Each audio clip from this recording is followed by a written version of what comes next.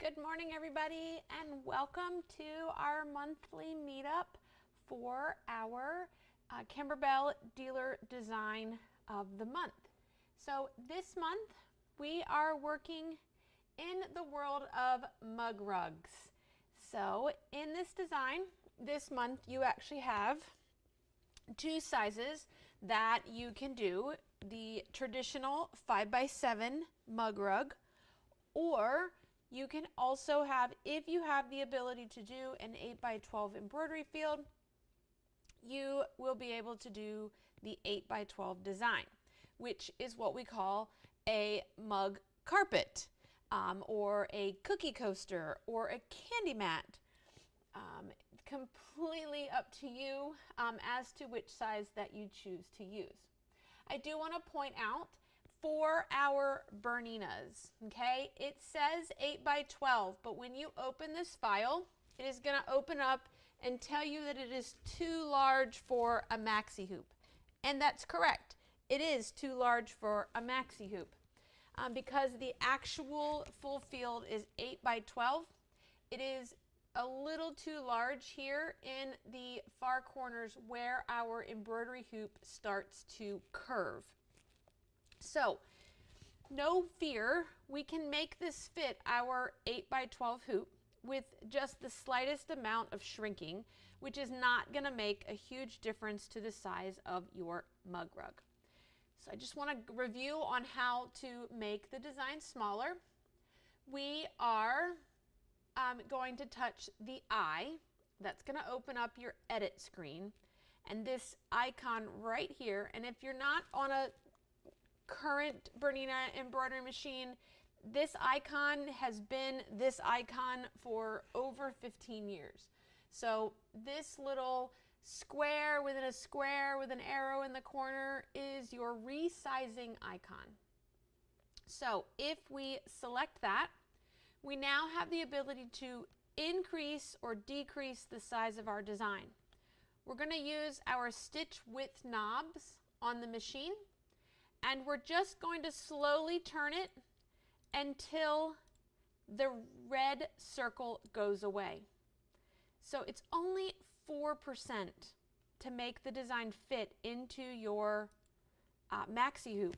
So if you left it at the original size is actually 7.7 by 10.9. The current size, once you shrink it, is 7.4 by 10.4.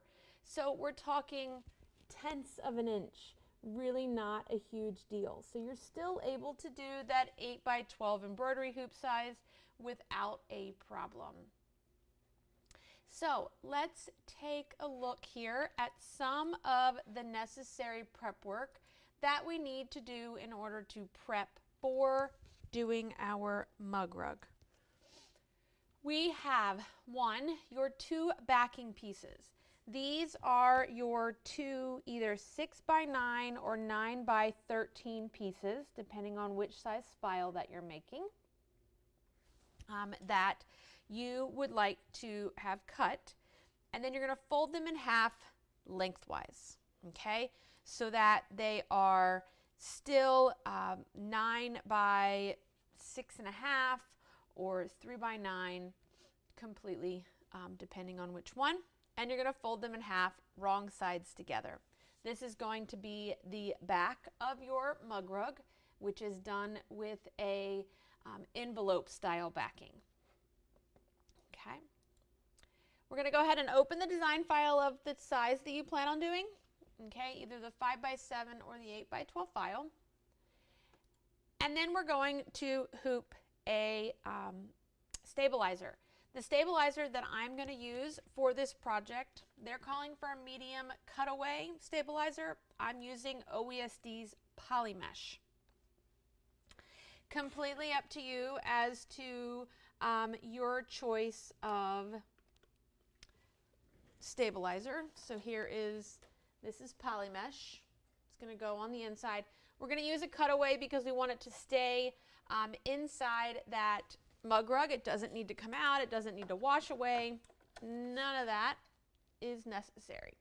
And so I like to just use a lightweight stabilizer in that world. We're going to load the machine with white thread. I'm going to use white because the first color stop that really matters, or the color that's actually going to be seen for the project, is going to be the quilting. And I'm going to do the quilting for this project in white. So if you're going to quilt your mug rug in a different color, go ahead and thread the machine in that color, and we'll run the first color stops with it. Save yourself a thread change. So we're going to stitch the placement line for the batting directly into the stabilizer, and then we're going to put our batting right on top. Okay, so let me show you. So here is my backing pieces folded in half. Okay, my project batting, I have piece number 1, or background piece 1, background piece 2, and then the piece of white leather, or whatever you're choosing to do your dice out of. You could probably even do the dice out of white glitter if you wanted.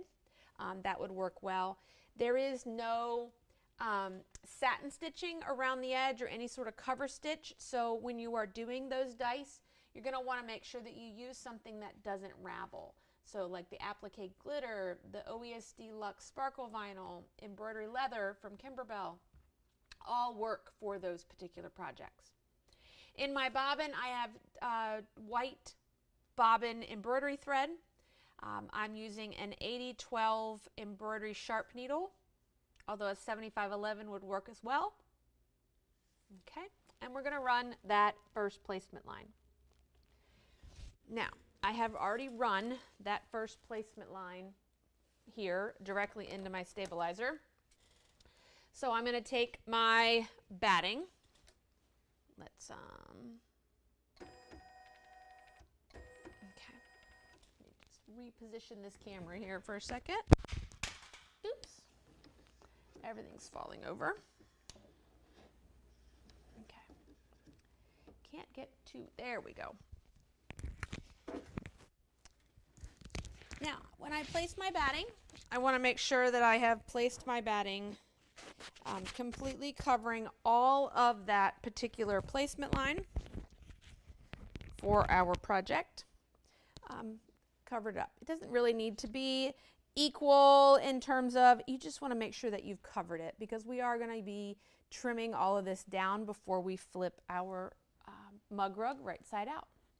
All right, so now that that's in place, you can, if you want, you can tape it in place if you'd like. I usually just kind of hold on to it. And we're going to run the placement line, or the tack down, excuse me. The tack down is going to actually stitch our 2 sections. Okay, so you can see that it's going to stitch a line kind of a third of the way through, and it's going to give us this larger section up top and the smaller section down below.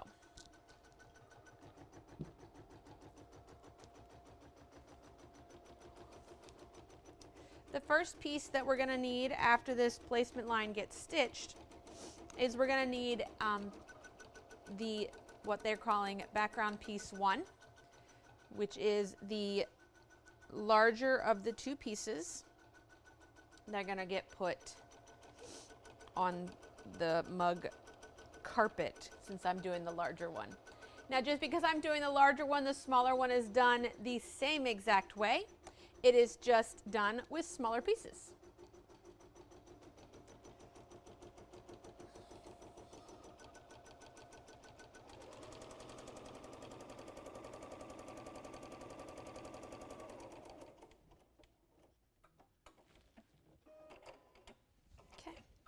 Do not trim the batting. Okay, let's leave the batting just like it is at this time. Okay, I am going to take background piece number 1 here. We're going to place it right side up, completely covering section number 1. And section number 1 is the upper section of what's in our hoop. Okay, and I want to make sure that I've covered all of those placement lines. So everything So there, right there is the placement line. And I've covered all of it up. And once I've covered it up, I'm going to stitch the trim line.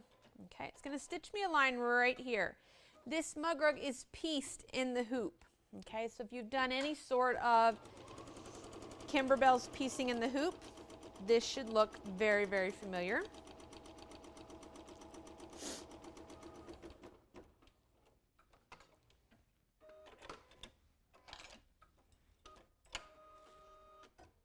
Okay, so it's stitched our line. We're going to go ahead and we're going to take the hoop off the machine. I'm going to bring it over here so that you can see it. And I'm going to trim any fabric that is below the line. Do not cut the upper half of your design, only the lower half.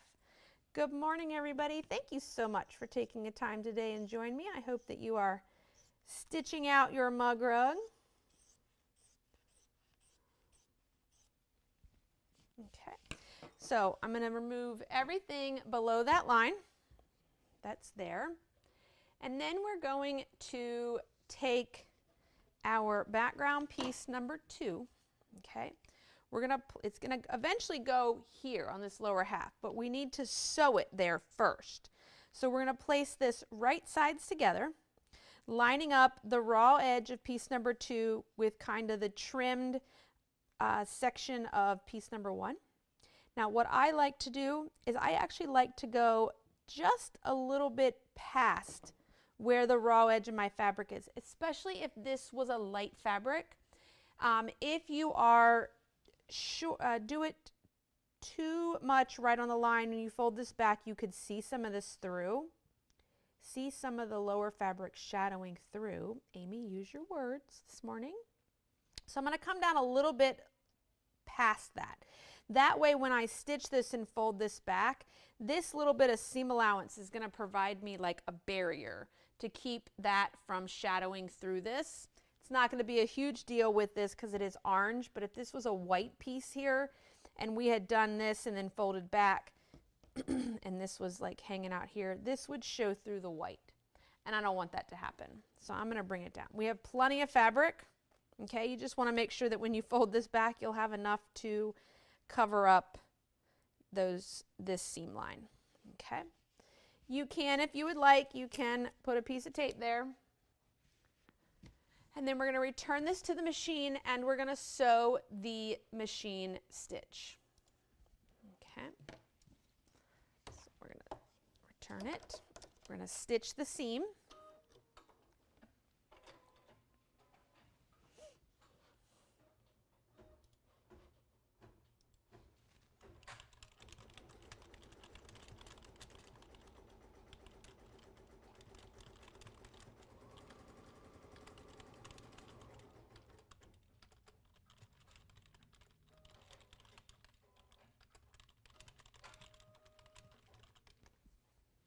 All right, so now that that's sewn, I'm going to untape. I'm going to pull this forward, okay, and I'm just going to finger press it. If you'd like, you can take it to the iron. I just pull it all the way forward so it's as far over that seam as I can get, and I'll tape that in place. And then we're going to now run the next color stop, which is going to tack all the way around the outside of our design. So when I do this, I usually just kind of follow along in the hoop to make sure that nothing, you know, kind of puckers, that it all stays nice and tight.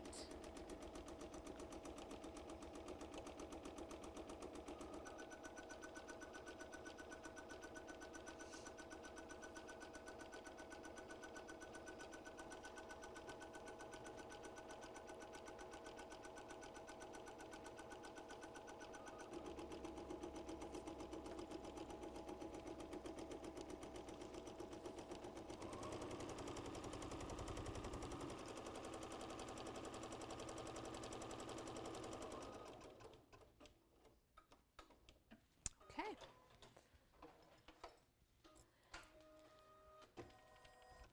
Now that that's all tacked down, we're all good. The next color stop is going to quilt. and we're going to run the quilt design. It's going to take about 15 minutes to run this quilt design. So while that runs, I thought I would show you, we'll do it this way, right there, show you a couple things. Kimberbell has 4 collections of mug rugs, I believe, off the top of my head. I think the last collection was 4. There could be 5. I'm losing track. But this is that 8 by 12 size, okay, that I'm currently stitching. And then this is the 5 by 7 size. So you can see kind of the difference between those 2 size files. The mug rug files come, again, multiple versions on a collection, and there are 4 collections. I just confirmed that. And they have, all of them come 5 by 7, okay? Not all of them come 8 by 12, okay? So depending upon the collection will depend upon, and really with the 8 by 12 size really just started with Mug Rug Volume 4. There are no 8 by 12s in the previous 3 volumes of your mug rugs from Kimberbell. So I just thought I would show you a few. These are all from different collections that are out there and still available. And I believe on Kimberbell's website, I believe the mug rug, there's a mug rug available for free download. Let me confirm that here. It was a peacock. Yes, it is. So, I'll show you here. So if you head to kimberbell.com, and in the upper corner, if you go to products and choose free downloads, here is the current free design, is this peacock. It's a mug rug as well. And then there's a couple of other cute little penguin mug rug that's there as well that uses chenille as well. Okay. Mug rugs can be addicting. They are also a great project when you are just getting started with embroidery. And you know, it makes you a little nervous to embroider, you're not exactly sure. These are the perfect, mug rugs are the perfect thing to build up your confidence for getting your embroidery skills fine-tuned. It's also a great project for, you know, it just uses a little bit of fabric. It doesn't take a lot of fabric to make the smaller mug rugs.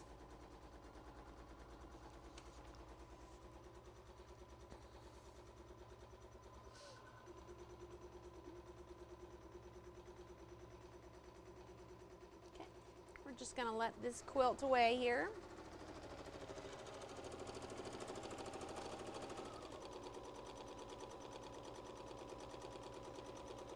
The only disadvantage of doing the bigger side over the smaller size is it takes more time.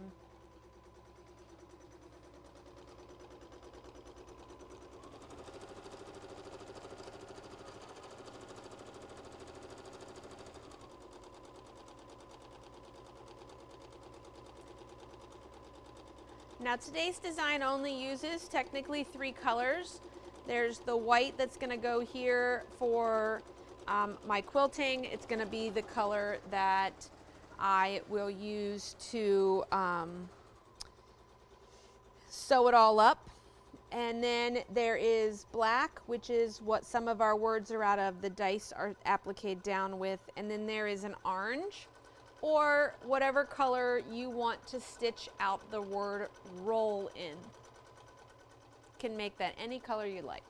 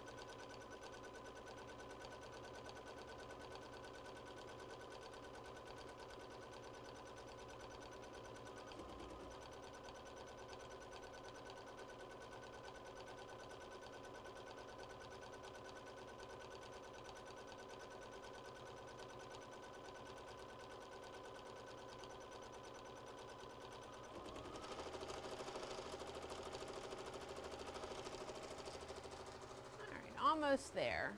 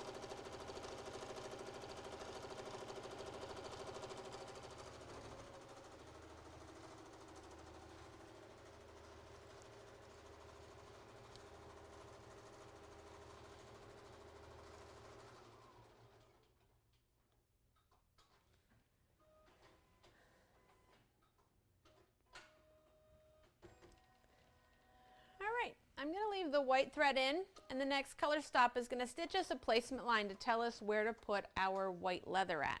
So I'm just going to leave it in the white thread as we are going to cover it up.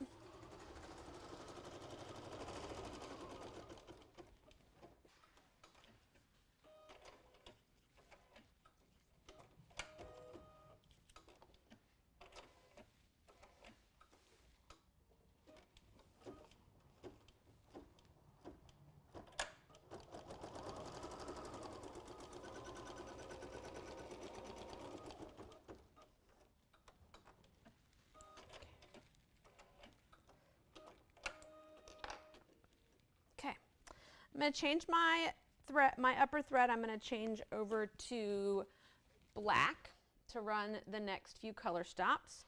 We are going to place the leather right side up, covering all of those placement lines that we just stitched. Now, the one thing about embroidery leather that I like to point out is, yes, do not touch it directly with an iron, okay? So you want to be very careful when you are going to be turning this project. Okay. Now, I'm going to do one other thing that she doesn't do here. I like to cover my embroidery leather when I'm stitching directly into this. It's completely optional. It's not necessary, and especially for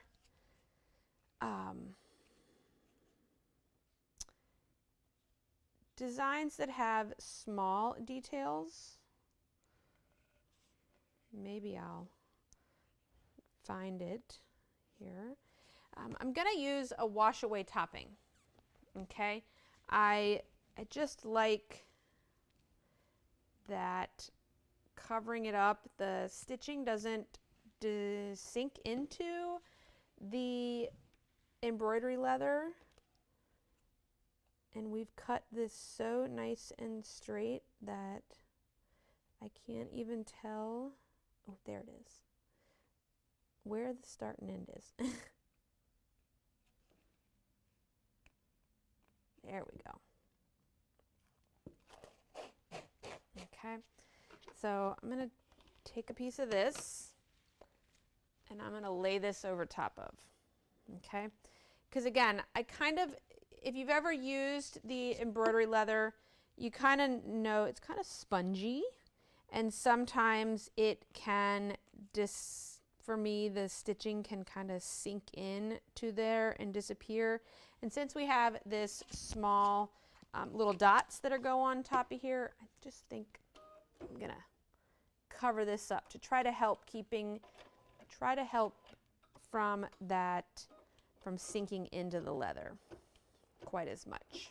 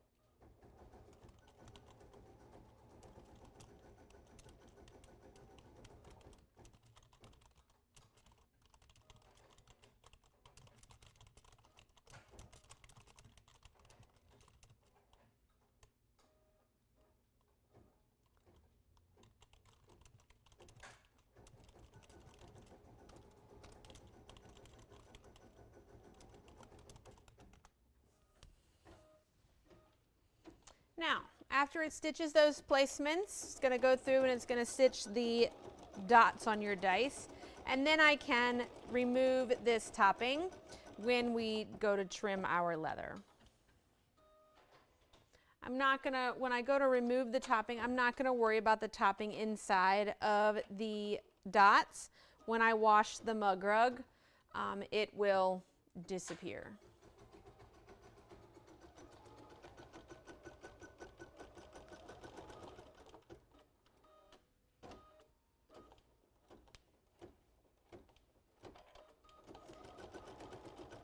Now I did turn off the jump stitch cutting as well on this section of my design. It's completely up to you.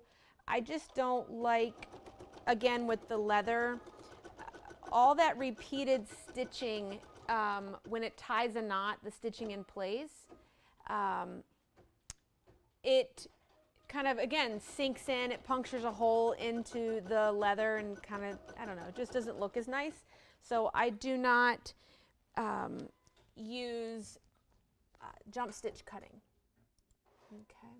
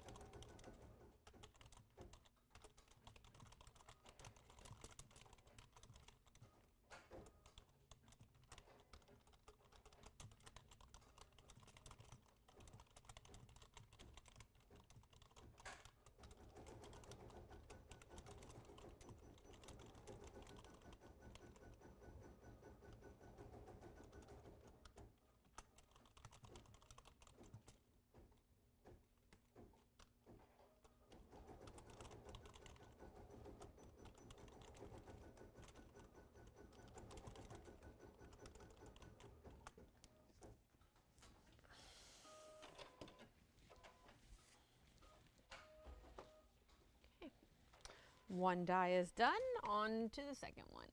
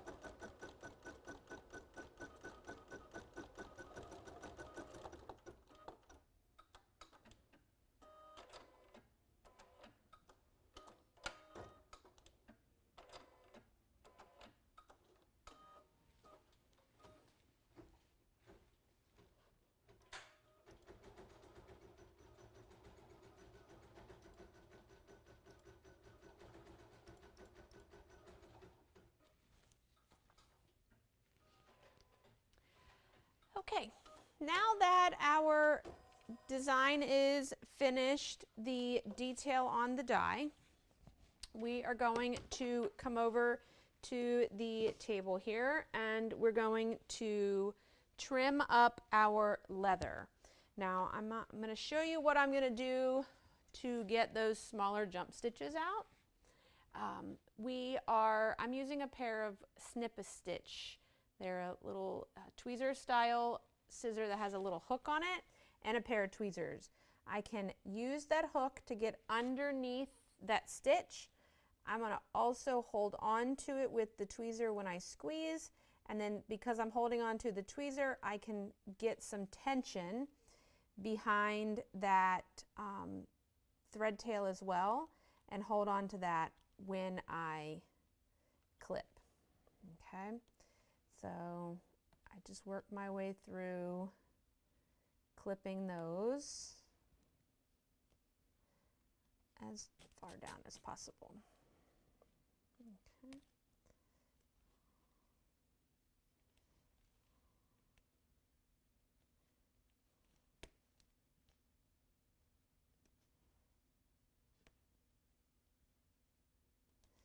All right, I will do the rest of those when we get out of the hoop.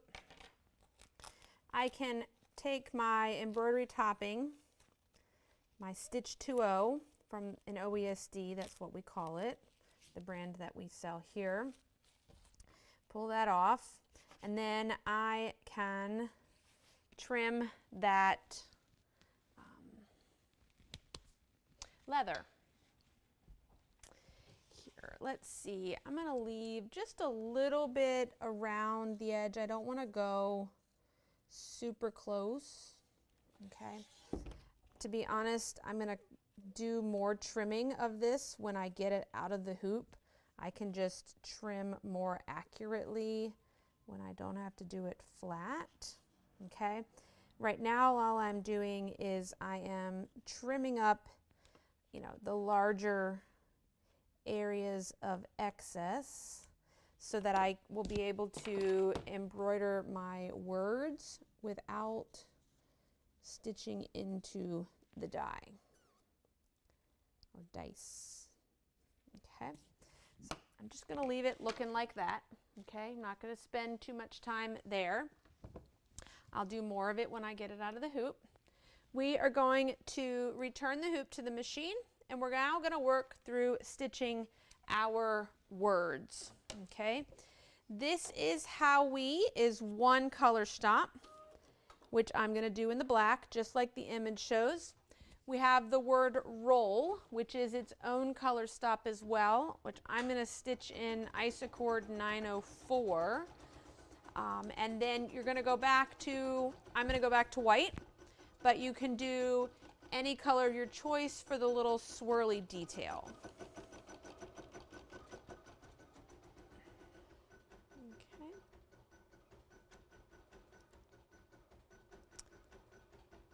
Wrong one.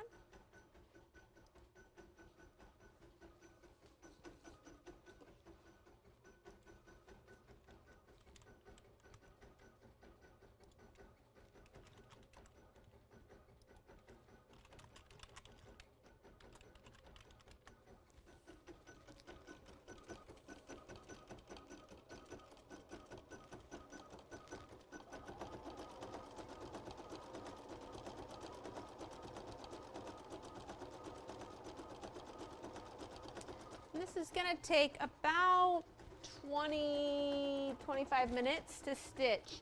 Again, if you're doing the larger one, it's always going to be longer compared to the 5x7 size.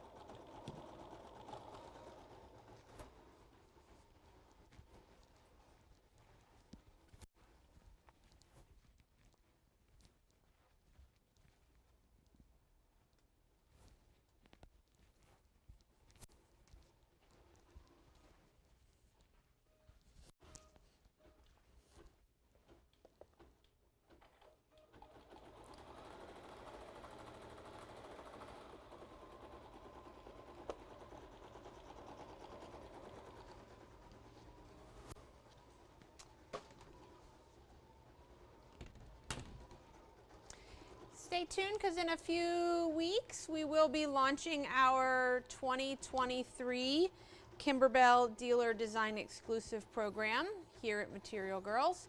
We'll have previews of all the designs and projects planned for 2023.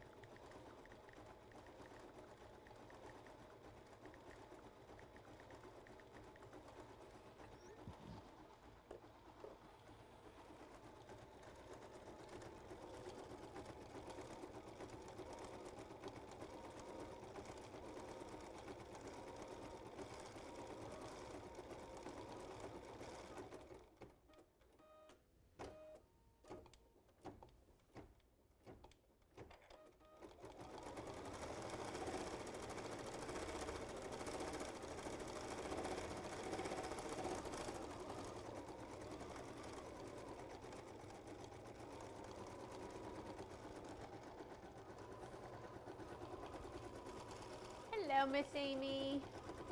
How's the weather? Are you up north or down south?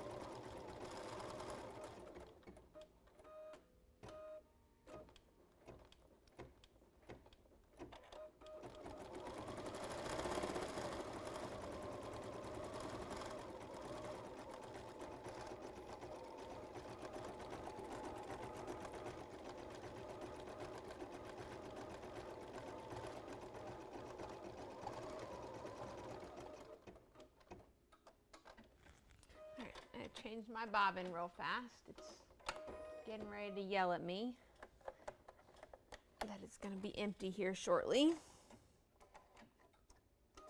So I'd rather stop it in between letters than to let that bobbin run out.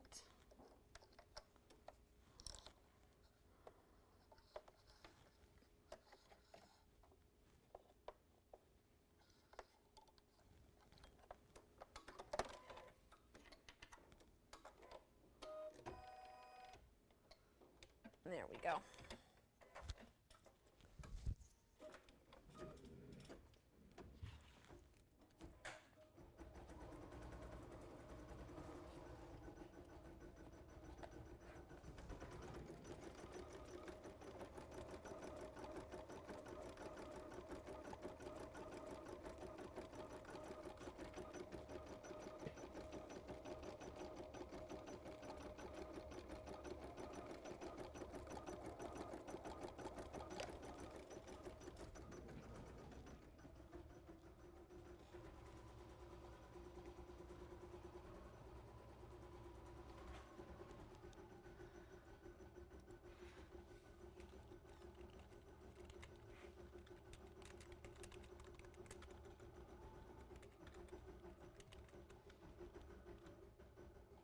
So I have a question about a jumbo hoop.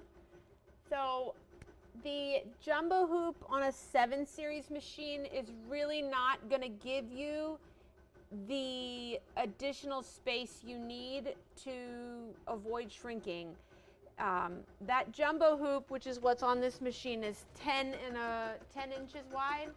The throat space on the 7 series is not large enough to accommodate the farthest 2 inches of the hoop. So if you look on your screen, so give me 1 second, let me open.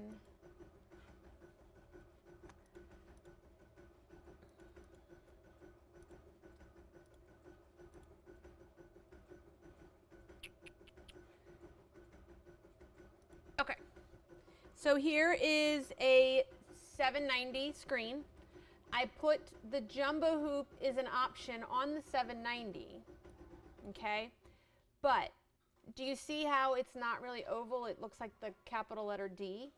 Because these 2 inches over here to the left, you actually don't have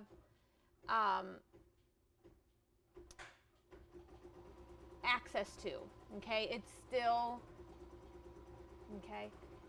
because of the throat space. And if you look here, it says maxi is 8.3 by 15.7, or if your machine is set up in millimeters, it'll read in millimeters here. See, the jumbo and the maxi are the same. So there is no reason for a 7 series owner to own a jumbo hoop unless you also own a 8 series machine. And so originally that was the intent, was everybody was to have a jumbo hoop. That way they were only going to make the jumbo hoop. Everybody could use it. Except for my 7 series owners, you would just lose those 2 inches. But they then gave up that idea after we requested that we had an actual separate hoop for this, because with using that, with using a jumbo on a 7 series and not having this extra space over here, it makes it visually challenging to center things when you're going to put stuff in a hoop. And so we, Bernina created the maxi hoop. So that's why it can be a little confusing, but a jumbo hoop on a 7 series is not going to give you any more space than what you already have. Okay, so yes, with this particular design, because our hoops are round, it does make a difference. We're not 8 by 12 rectangular. We're really only 8 by 12 dead through the center. Okay, when we get out to the far edges is where it happens. So yes, any design that, you know, some designs will say 8 by 12 hoop and they'll go in your maxi without a problem because they're probably not 8 by 12 in the far outside corners. But because the mug rugs are rectangular, they will need to be shrunk. And like I said, the design was 7.7, and when we shrink this, it's 7.4. So 1/4 of an inch, okay? And it was like 10.7, then it went to 10.3. Yeah, the weather here is, today feels like fall. Yesterday it was almost 80 degrees, and actually all weekend it was up in the 80s, and it was not fall in the least bit. We actually had to turn the air conditioning back on in the house because it was too warm. So we get what we call Indian summer has made an appearance here in the east, mid-east, I guess you could call us. We're not really the south, we're not northeast, the mid-east. But it's beautiful. Today it's like 55, almost 60. There's a cool breeze going. You walk outside and the leaves are rustling. It definitely feels more like fall.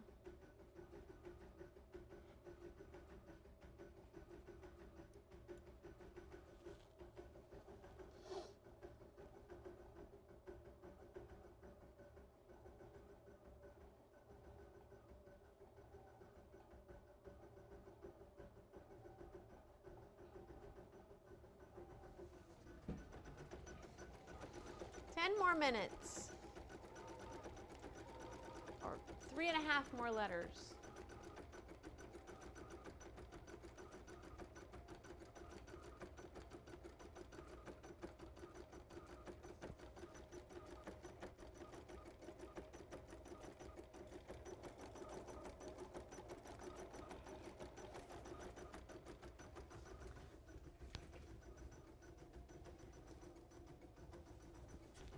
Yeah, I heard about the hurricane, Miss Amy.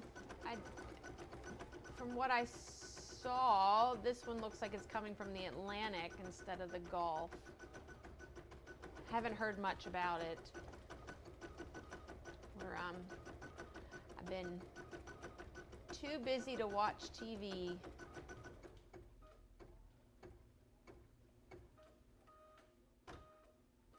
Yes. So in terms of having a live, yes, there will be, compared to this year, compared to next year, the same concept. We'll do a live that walks through the steps of the project here on YouTube each month. That's correct. That won't change.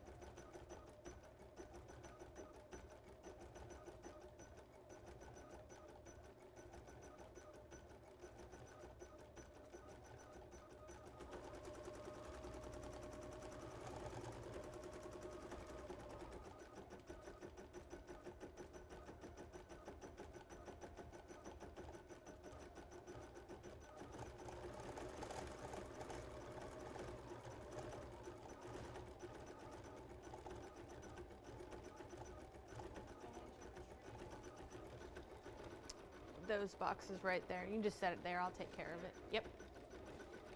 Perfect. Thank you.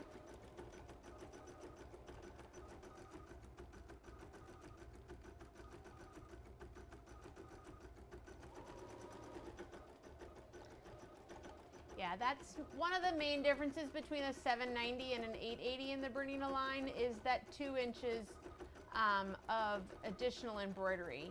So instead of the 8 1/4 in the width on a 7 series machine, the 8 series is 10.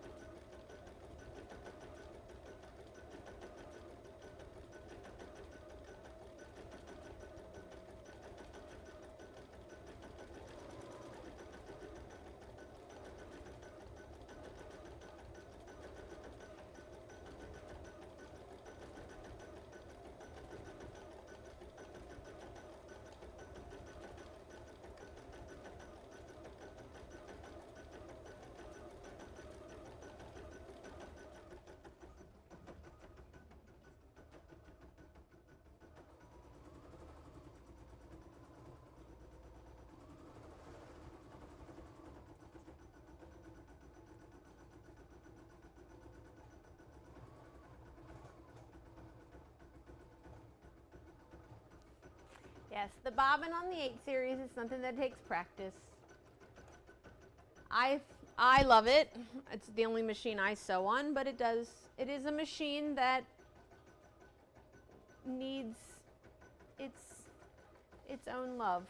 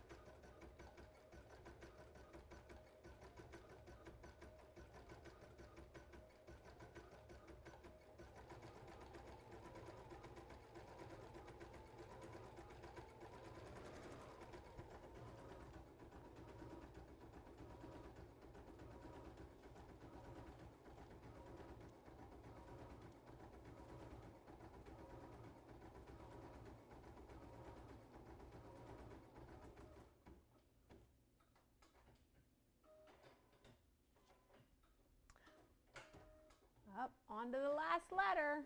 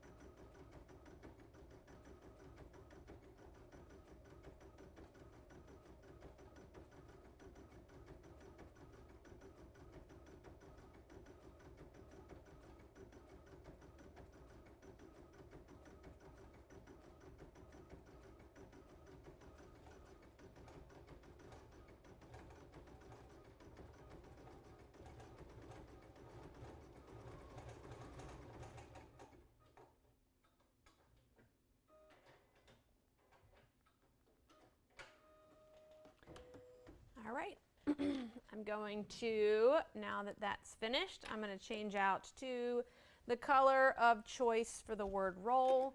I am going to use Isacord 704. To me, it's just about the same color as the orange in the fabric. And then we're going to stitch the word roll.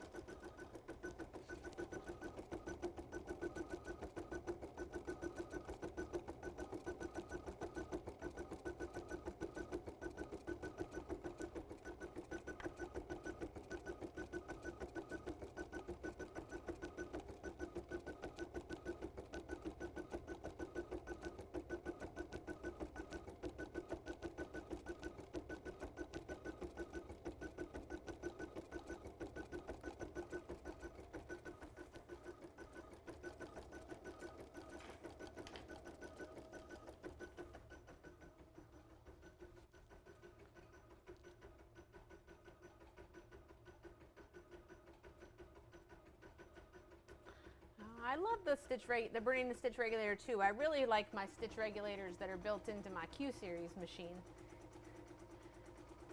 so that when I sit down to quilt, I like the ruler work on a Q series so that I have stitch regulation.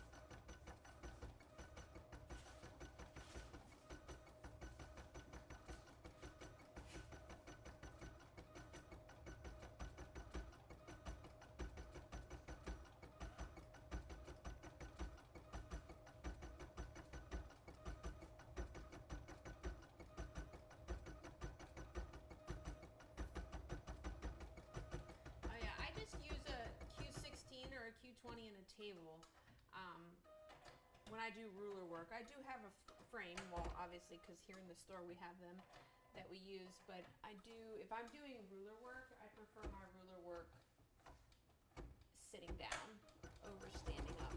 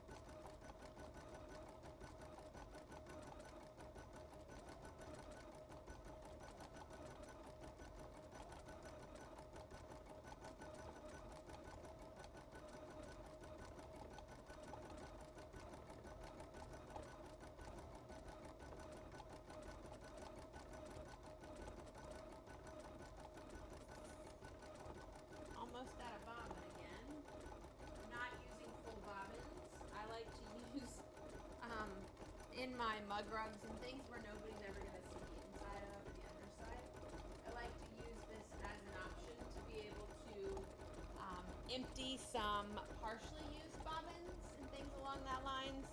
So I am going to let it finish this L, and then I'm going to change my bobbin again.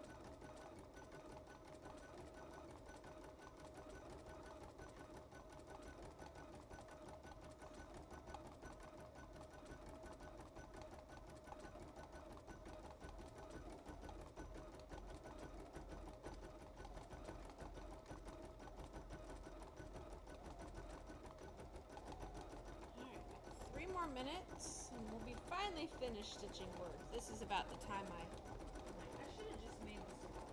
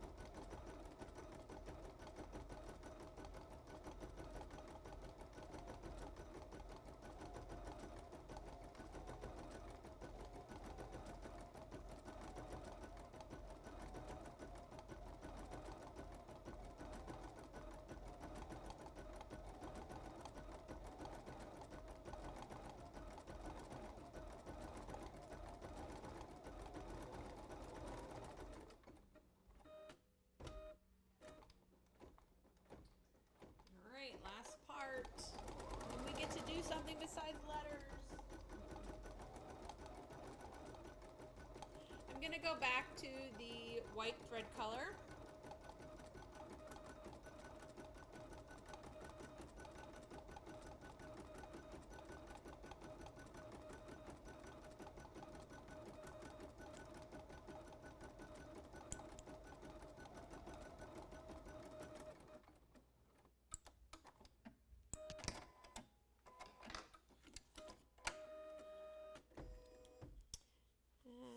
Or you can do it in a color your choice. The first thing that we have to do is we're going to stitch the little swirl piece.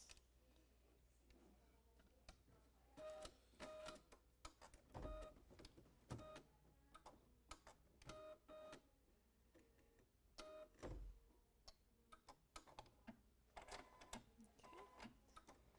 And then we'll get to assemble our mug rug.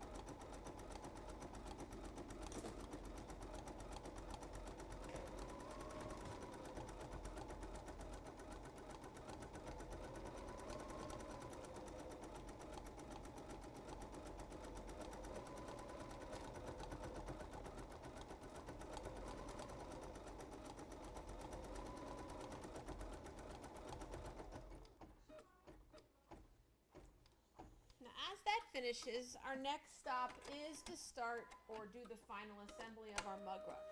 We're going to take those backing pieces that we prepped at the beginning. We're going to place them down, okay? And if there was a direction to your fabric, you just want to make sure it's oriented the correct way for the way your mug rug is stitched. And we're going to place them right sides down. Okay, over top of that placement line basically. So the outside edge of your mug rug. Doesn't matter if the top goes first and then the bottom, or the bottom and then the top. It really doesn't matter. Okay.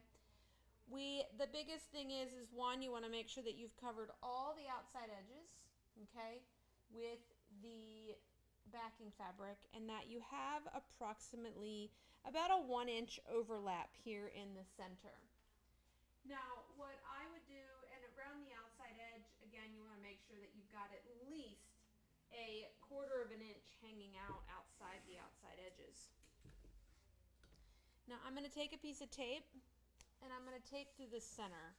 And most of the reason for taping through the center is to make sure that my presser foot does not get caught on my backing overlap here when it's stitching around this outside edge. Okay, so once that's done, I'm going to go ahead and start the machine, and it is going to sew around the outside of our mug rug.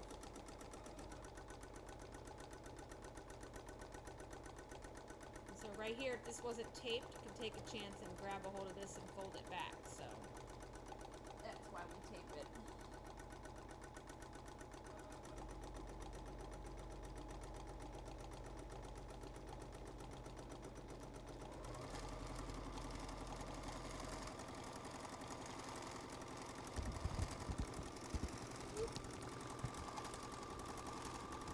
Sorry about that. Camera in the way of the hoop.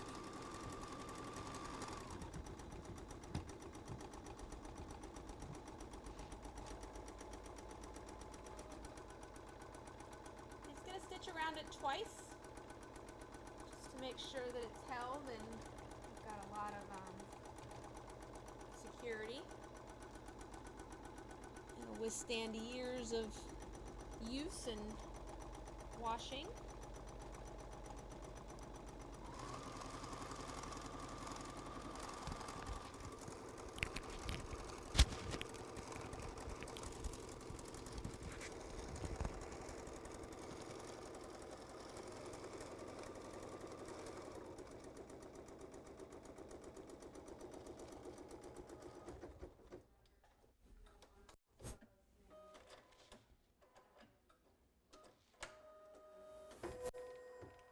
All right, our design is finished. So we're going to come over. We're gonna pop this out of the hoop. Thanks for hanging around here for as long as this stitched here. I'm gonna take my tape off.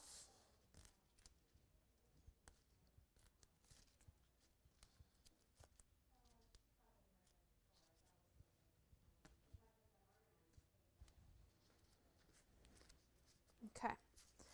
We're going to trim around the outside edge of the stitching line that we just did. Okay. So that stitching line we're going to trim 1/4 inch away all the way around, cutting through all the layers.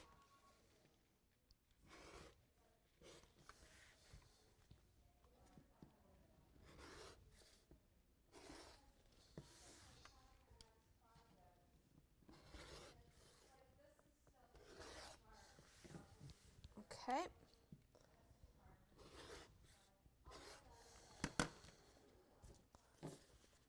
I'm going to clip and grade my corners. So not only do I clip across, but I also go from the corner out. Actually, I'm going to use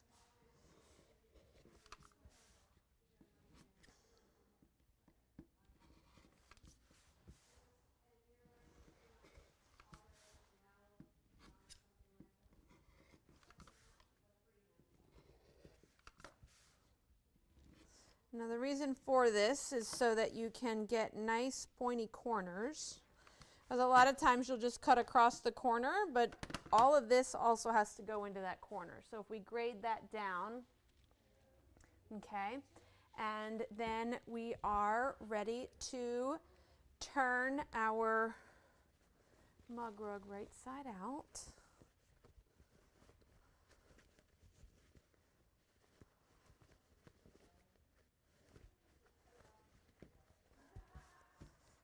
Okay.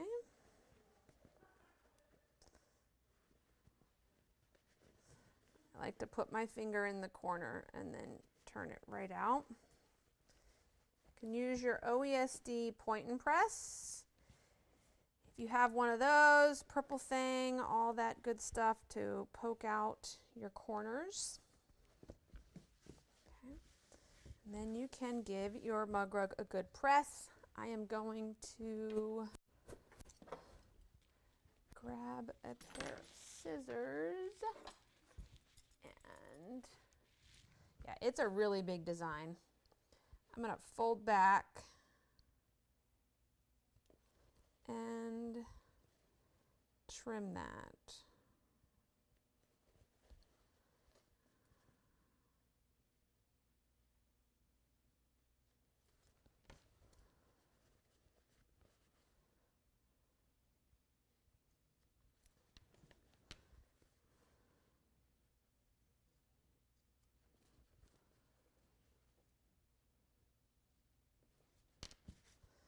Okay, I'm going to do the other die.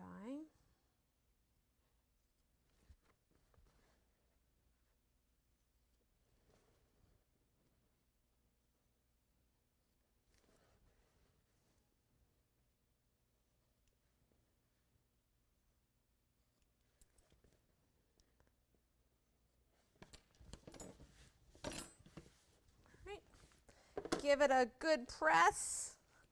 I'll clip the last of those little stitches again using these little snip stitches. Come in there, and then I'll come back with a pair of tweezers.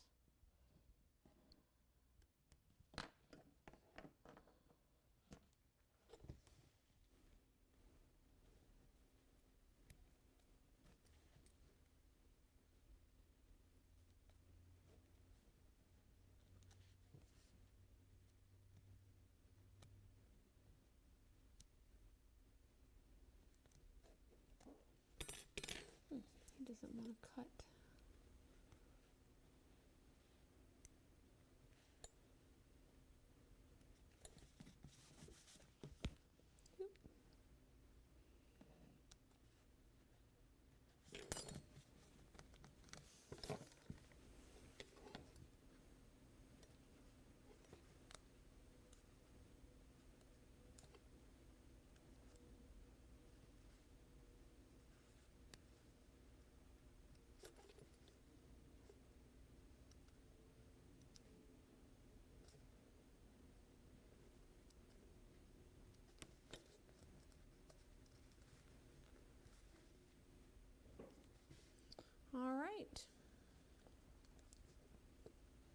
2 more little stitches. And then I am ready for game night.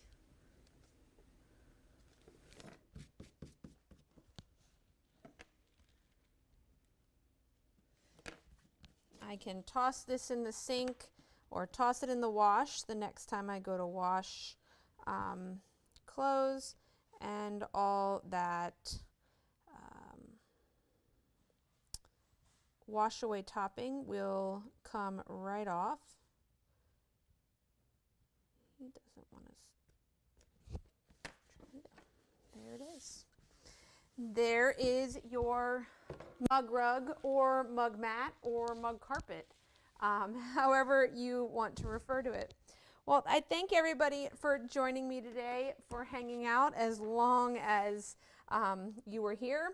This normally, mug rugs don't take that long. They usually are a quick stitch, but when you make a massive one like this one, they take just a tad bit longer. I hope that you enjoyed this. There is links in the comment sections here for purchasing the design. We also still have some kits available to make the project as you see.